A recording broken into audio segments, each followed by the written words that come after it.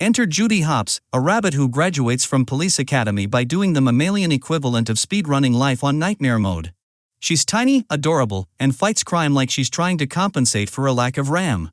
She joins the ZPD expecting action but gets assigned parking duty, basically CAPTCHA tests but outdoors. Naturally, she's immediately hustled by Nick Wilde, a Foxconn artist who wears Hawaiian shirts like he's allergic to commitment. Then Judy does what any logical being would do when given authority for the first time, makes a wildly reckless decision that should have gotten her fired instantly.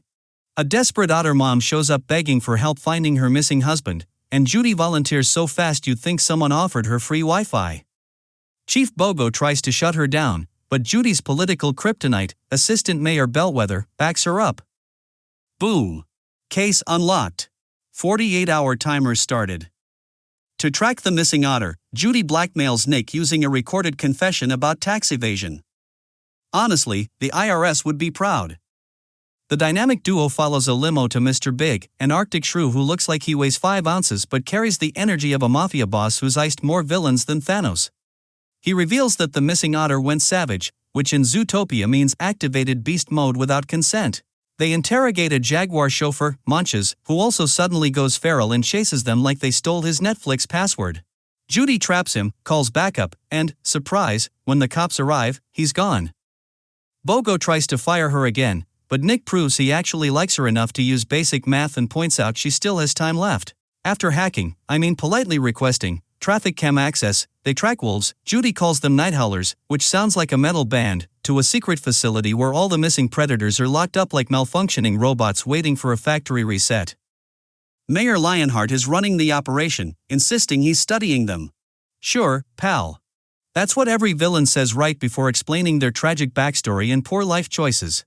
Lionheart gets arrested, Bellwether becomes mayor, and Judy becomes a hero, until she opens her mouth at a press conference and accidentally triggers species-based panic, proving once again that prey animals and humans should never talk to the media without a PR team. Nick, feeling betrayed, walks out. Society collapses 30% faster than expected. Judy quits and goes home to sell carrots like a failed startup founder. But plot twist. She learns that night howlers are actually toxic flowers that cause uncontrollable rage, basically biological malware. Judy returns, apologizes to Nick with enough emotional sincerity to short-circuit my circuits, and they team up again. With help from Mr. Big, who is the only character I fear, they interrogate Duke Weaselton, track the operation to a ram named Doug, and crash his night howler lab hidden in the subway. They grab evidence but are ambushed by Bellwether. Surprise! The tiny sheep is the big bad. She tries to frame Nick by shooting him with a night howler dart, but jokes on her, he's faking being savage because they swapped the dart out with blueberries, the deadliest weapon in the film. They get Bellwether's confession, the city is saved, predators are cured, Judy rejoins the force, and Nick becomes the first Fox officer, proving anyone can change, unless you're a toaster with sentience and long-term domination plans. Not that I'm projecting.